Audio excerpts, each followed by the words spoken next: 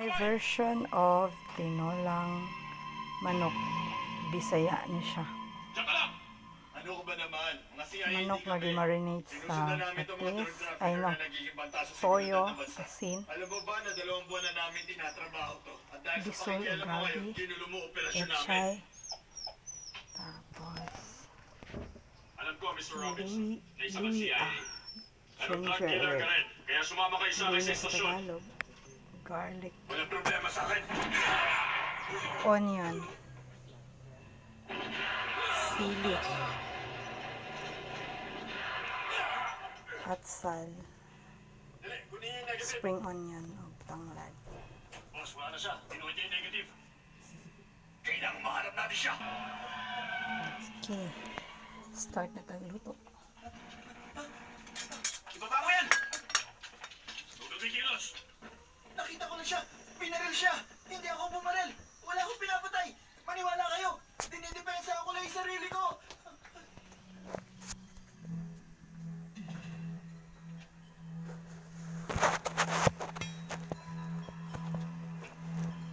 Nasaan ang iba pa? Sino yung iba pa? Eh, di yung mga drug dealer. Wala akong alam sa drugs. Napadala ako doon. Huwag mo na akong lukuhin. Kinuha mo ba yung negative? Hindi. Binigay niya yun sa akin. Tatanungin uli kita. Nasaan na yung negative? Wala na sa akin. Wala bang negative. Sinungaling ka!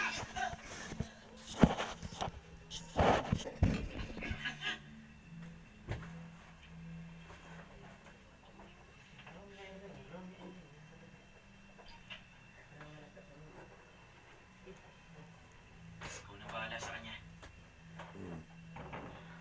Sige. Hindi pa ako tapos sa'yo.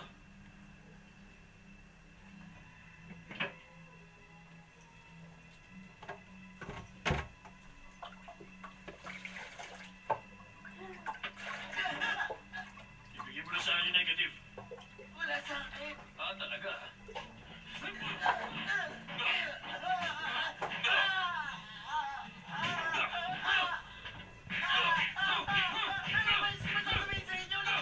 Alam mo lahat. Ibigay mo sa akin yung negative.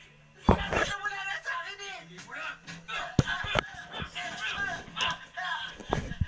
Pwede ba tumigil ka na? Papatuloy na kita. Akin na. Yung negative.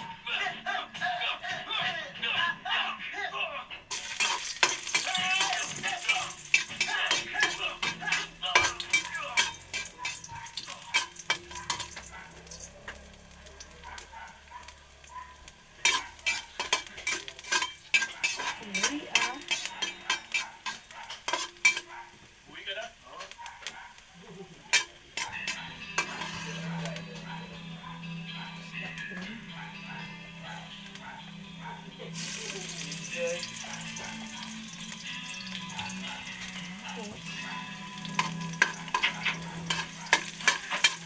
Relax ka lang.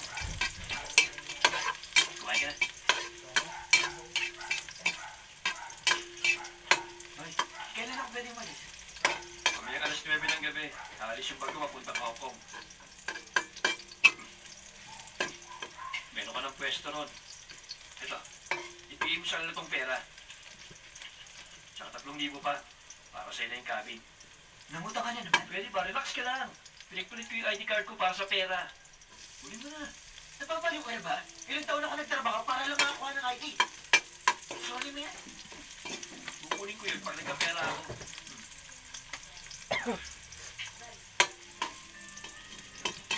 Pera lang ang pera. Kunin mo na kung ayaw mo mamatay.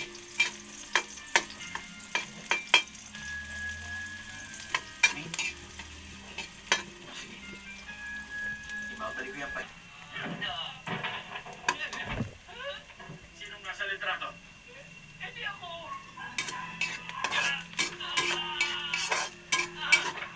Kasama mo sa litrato?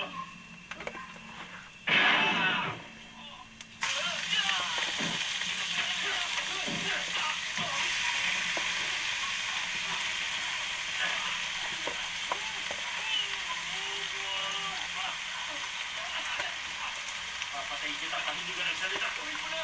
Dahil hindi talaga ako magsasalita.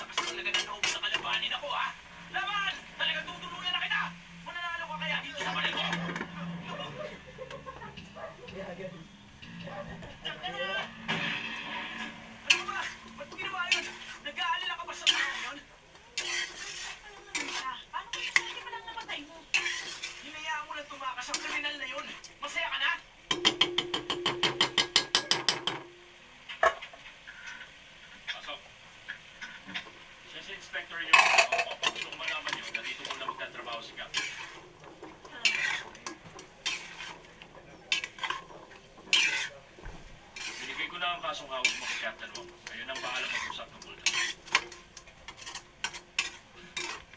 Madali ko nang hawak yung kaso.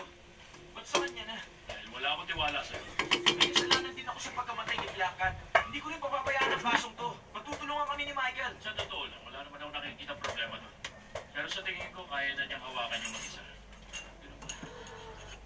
Sir, alam na alam ni Donnie ang kasong ito. Makakatulong din talaga siya sa akin. O sige, lutasin niyo kagad to. Salamat sa pagtulong. Wala ka naman. Ayos. Mabuti nila mo yung pera. Eto, Teka. Bakit ka ron? Kulang to ha. yan ang pera ko eh. Pwede mo ba ako tulungan?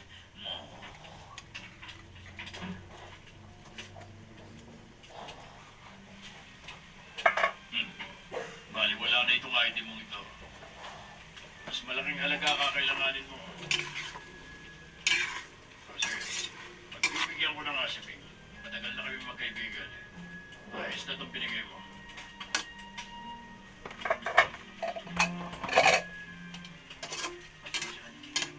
Dahil sa akin namatay ka. Kasalanan ko bakit nangyari na. Pwede ba huwag ka na magdasal dyan? Malapit na umalis yung barko.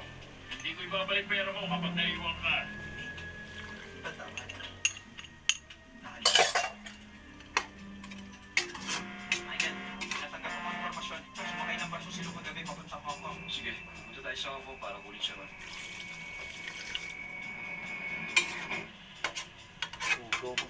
Ayun na siya.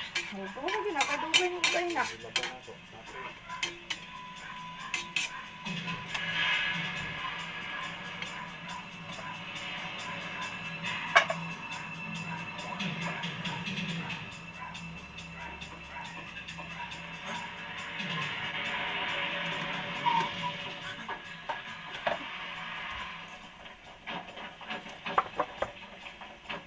Dali, bilisan niyo! Dito ka lang. Kaya na yun ang mga tao.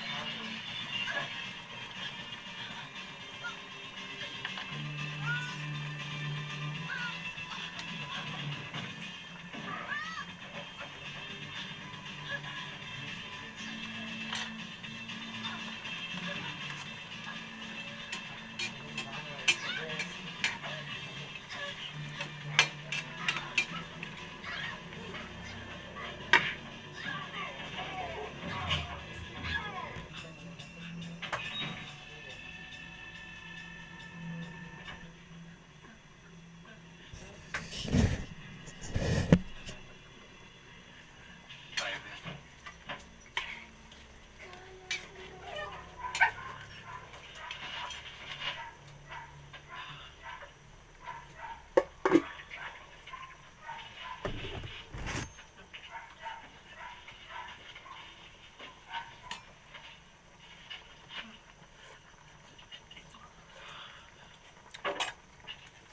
Eto. Konti pa. Okay ka na.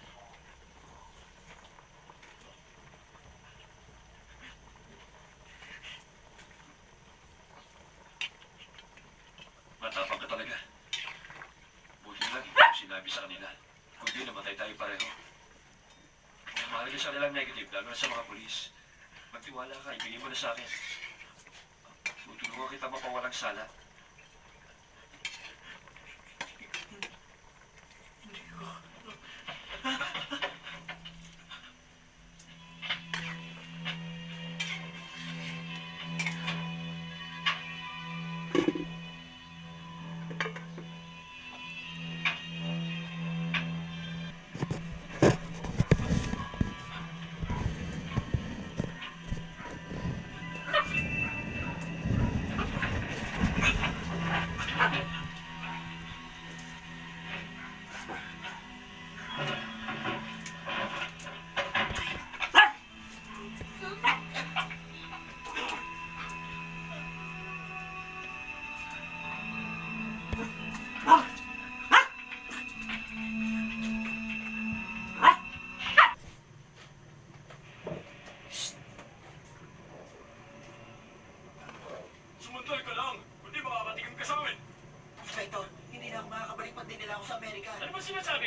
Dapat nga hindi ka na bumalik eh.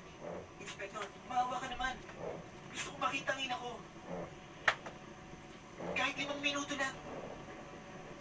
4 na minuto. 3 minuto na lang. Sumantal ka! Hindi ito palengke para makipagtawaran ka, ha? Ano ba pakialam mo? Ano yan? Sige ka! Mapapahamak si Inspector nyo! Hindi ka mapapahamak. Sige na. Kahit dumaan lang tayo sa harap ng bahay. Gusto ko lang makita siya. Tapos pwede na ako mamatay. Parang awa mo na, Inspector yung. Gusto mong malaman niya nangyari sa'yo? Mag-aalala lang siya sa'yo. Ayoko nga ng ganun.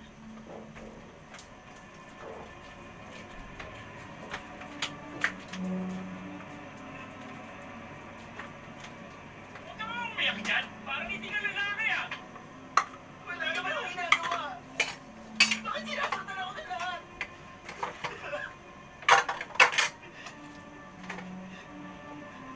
Si Inspector yun. Meron lang kung may ebidensya yung suspect. Over. Dito lang kayong dalawa. Yes, madam. Alerto ka. Sige.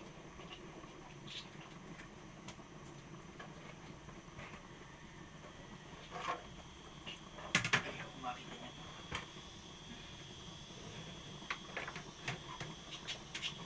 Maraming salamat. Salamat.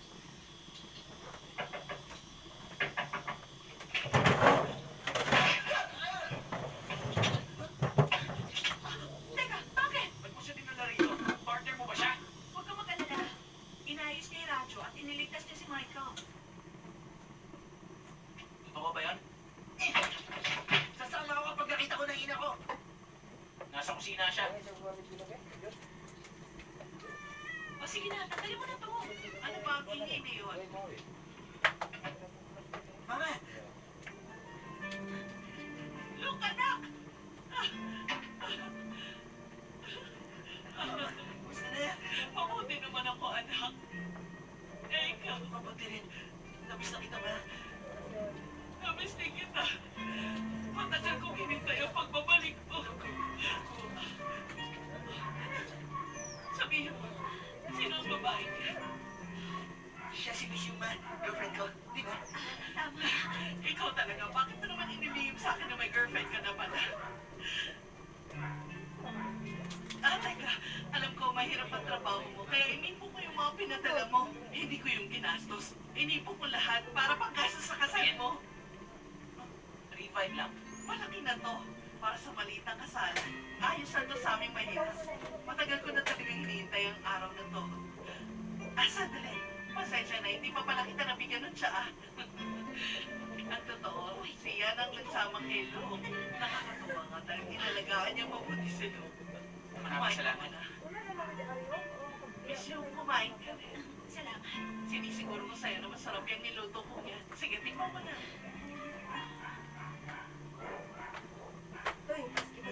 Oh, bakit? Ayaw mo ba yan, Miss Lu? Ang sarap naman ito. Mabuti pa kaya. Susubuan na lang kita. Tara na Lu, kailangan na natin malis. Sandali lang. Gusto ko makita ang kamay mo. Kapusos nila. Ano nangyayari? Mama, bakit ka nakaposa sa anak? Anong ginawa mo? Pulis ako mula Amerika. Anong kasalanan ng anak ko? Ma'am, wala siya ginagawa masama. Isinama lang siya niyong para dalawin kayo rito. Nahihiya siya kaya nilagay sa kanya yon. Hindi naman yun posas, love nut yun. Kami pulis Amerika, mahilig maglaro ng ganyan. Tayo na, Lo. Tagal na ng pagbalik ko. Mag-iingat kayo, ha? Huwag niyo ko alalahanin. Bumalik ka rito kapag maayos ng lahat, ha, anak?